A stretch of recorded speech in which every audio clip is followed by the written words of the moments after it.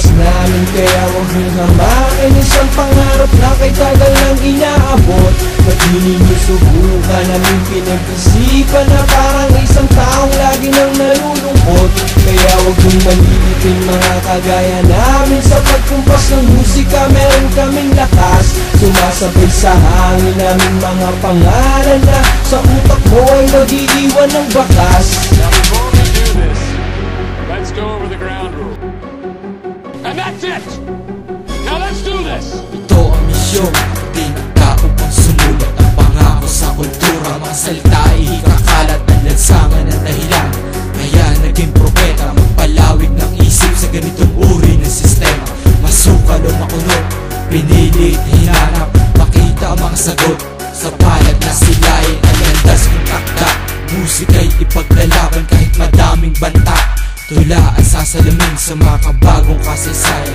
Ngayon dumating ang kalayaan ng pangalang iuukit na hindi ng oras namin, kaya huwag niyong hamakin. Isang pangarap na kay tagal lang inaabot. Ba't di ninyo subukan namin pinag-isipan na parang isang taong lagi nang nalulungkot? Kaya huwag niyong maliitin mga kagaya namin. Sa pagkumpas ng musika meron kaming lakas. Sumasabay sa hangin namin mga pangalan na sa utak mo ay mag-iiwan ng bakas.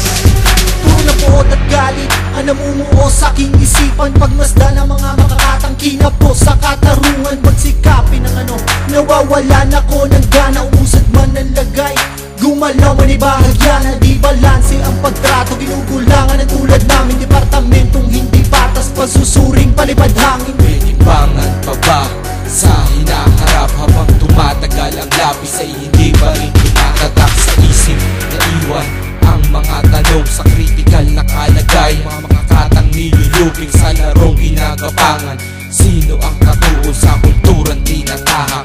Sinong aming kasama ang katulong? Kaya huwag niyong hamakin. Isang pangarap na kay tagal lang inaabot. Ba't di ninyo subukan namin pinag-isipan na parang isang taong lagi nang nalulungkot? Kaya huwag niyong maliitin mga kagaya namin. Sa pagkumpas ng musika meron kaming lakas. Sumasabay sa hangin namin mga pangalan na sa utak mo ay mag-iiwan ng bakas.